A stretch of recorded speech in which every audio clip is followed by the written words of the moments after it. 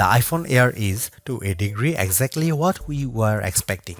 Apple's thinnest iPhone ever, measuring just 5.64mm. It feels light, balanced, and durable thanks to a grade 5 titanium frame and ceramic shield glass. In the hand, it is sleek and refined. I have been using my sky blue unit for a week now and it is still turning heads. The 6.5-inch Super Retina XDR OLED display is excellent. It is an always-on display that supports ProMotion, HDR, and brightness up to 3000 nits. It is slightly bigger than the iPhone 17's screen, which gives apps, text, and videos more room to breathe, and it looks great whether I'm scrolling TikTok, watching HDR videos, or just browsing outside on a sunny day.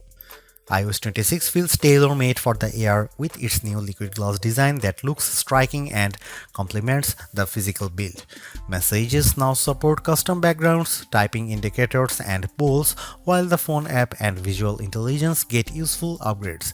And while Siri's full AI overhaul isn't here yet, Apple Intelligence features are starting to appear. The biggest trade-off comes with the camera setup. There is just a single 48-megapixel camera lens on the rear of the phone. It produces sharp, natural-looking photos and impressive portraits, but you will miss the flexibility of a telephoto or ultra-wide if you are used to them. The selfie camera is excellent too. The Apple's center stage smarts for automatic, wide, and ultra-wide framing, and dual capture is genuinely fun. Performance from the A19 Pro is snappy and smooth, and it capably handled everything I threw at it, though the phone doesn't get warm during fast charging or heavy gaming. Battery life is decent but not class-leading enough for a workday, usually 6 to 8 hours of use, with my best stretch hitting around 10 hours away from the charger. Power users may want to invest in the $99 MagSafe battery pack, which matches the phone's slim profile and adds about 65% more life, but it is an added cost. The iPhone Air isn't the best iPhone for photography or endurance, but as a design statement, it's a gem. It feels like the most exciting iPhone Apple has released in years, and while it costs more than the iPhone 17 with fewer cameras and shorter battery life, it delivers value in other key areas. Apple unveiled the iPhone Air at its September 9, 2025 awe-dropping event alongside the iPhone 17, iPhone 17 Pro, iPhone 17 Pro Max, AirPods Pro 3, and 3 new Apple Watches. The Air, though, stands out with its entirely new design and is a whole new category of iPhone. It starts at $999 for 256 GB of storage, or you can bump that up to the 512 GB for $1,199 or 1 TB for $1,399. The iPhone Air is an eSIM only device worldwide and comes in 4 colors: sky blue, light gold, cloud white, and space black. I've been testing a 1 TB iPhone Air in sky blue. Apple will officially launch the iPhone Air on September 19, 2025, but it's up for pre-order now from the company's online store, authorized retailers, and carriers. If you are following the Apple rumor cycle, we were all expecting an ultra-thin iPhone to be released, one that would potentially go thinner than the iPhone 6 or 6 Plus, be more stunning than the iPhone X, and offer a truly refreshed look and feel for the iPhone. The launch event's awe-dropping tagline set the bar high, and the iPhone Air cleared it with room to spare. It's not the first ultra-thin phone. The Galaxy S25 Edge measures in at 5.8mm, but it still feels as stunning, sleek, and sexy in my hand right now after living with it for a week as it did during my brief hands-on session following the launch event. It feels as exciting as the iPhone X in that it might give us the playbook for the modern iPhone going forward, or at least show us one half of the purportedly incoming foldable iPhone.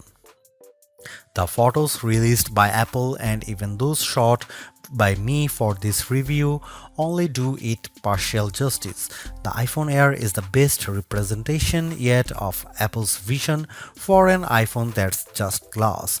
It weighs in at just 5.82 ounces or 165 grams, fully justifying the Air moniker. Much like the iPhone 17 or even Pro Max, it feels balanced, not too top heavy, not too bottom heavy. It's Goldilocks ergonomics.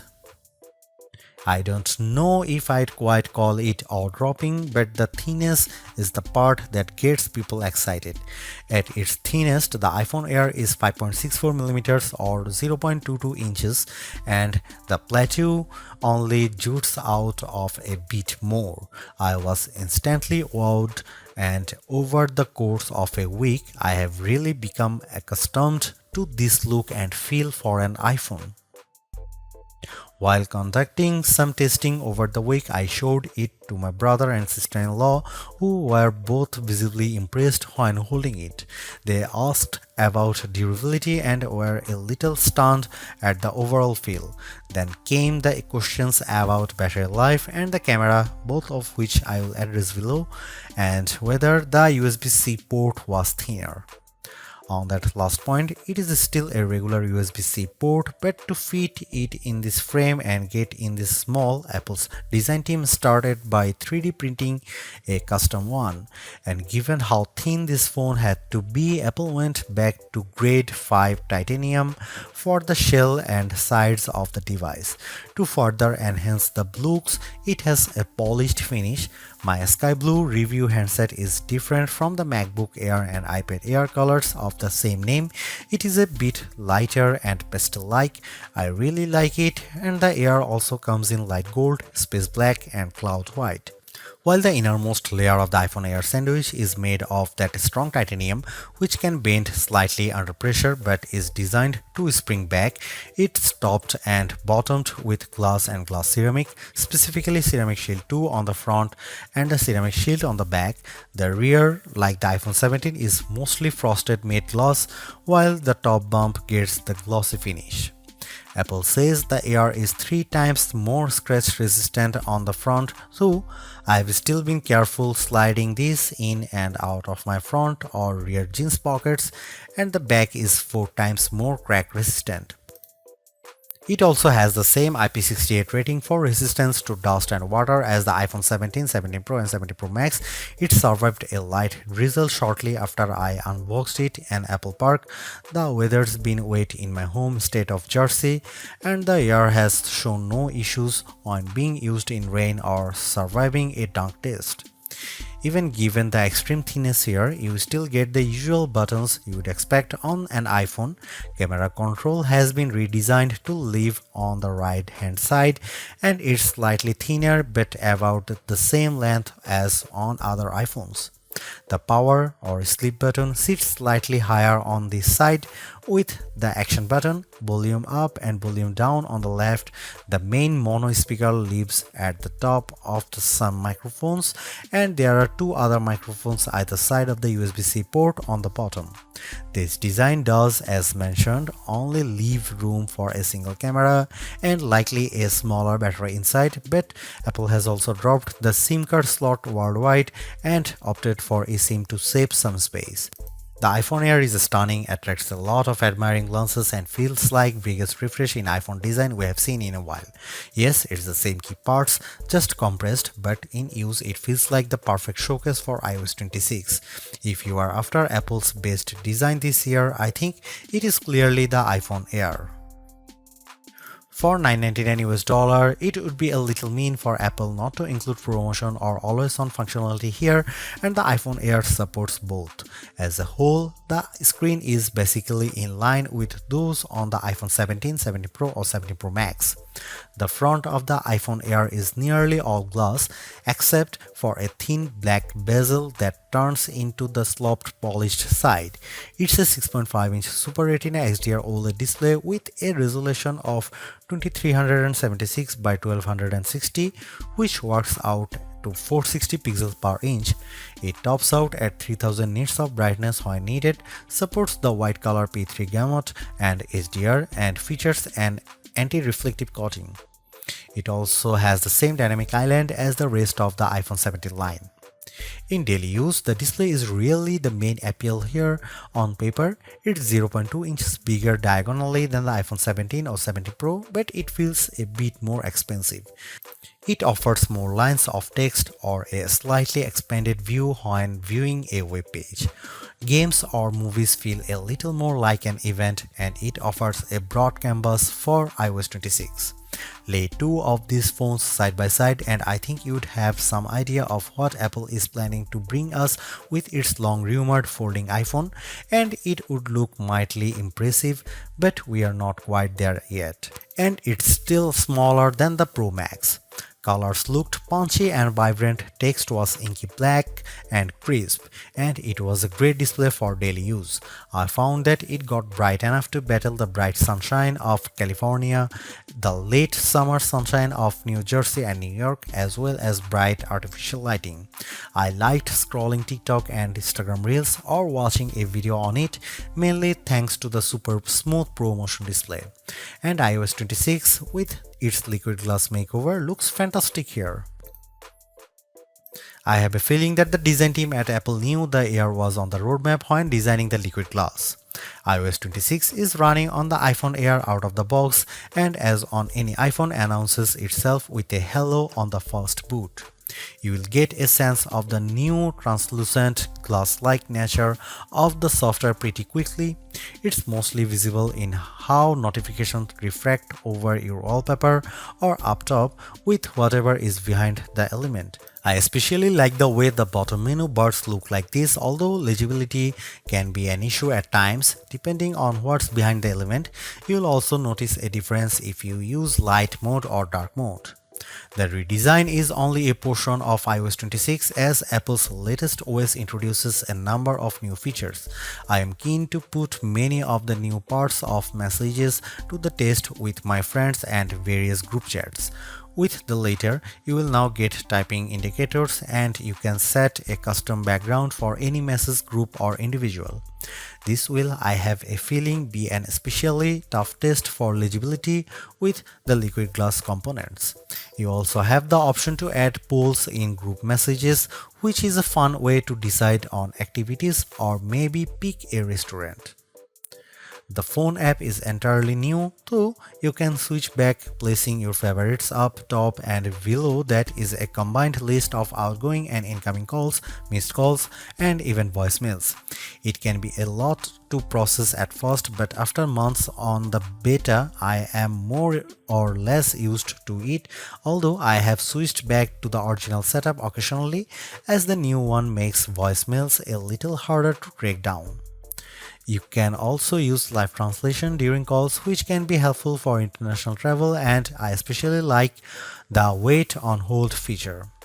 Visual intelligence, which is engaged with a long press of camera control, is a bit smarter here and now identify events to add your calendar and integrate with apps that add support with the API. However, we are still waiting on the full AI-powered Siri, and many of the new Apple Intelligence features aren't front and center here.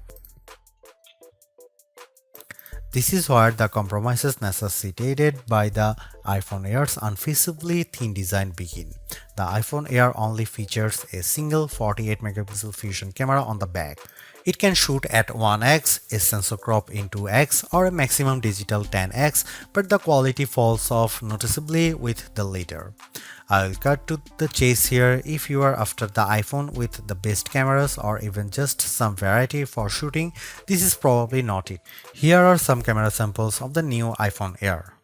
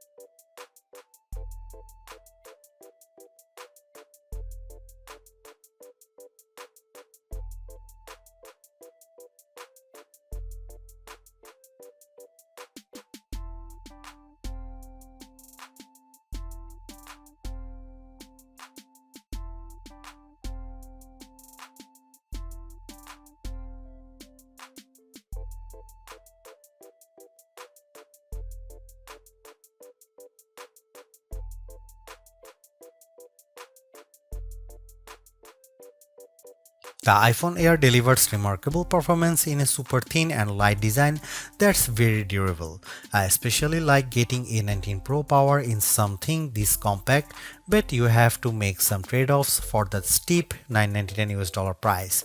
You get only a single rear camera, which means no telephoto zoom, ultra-wide or macro shots, and while the Air's battery life is solid, it's a few hours behind the iPhone 70 Pro Max.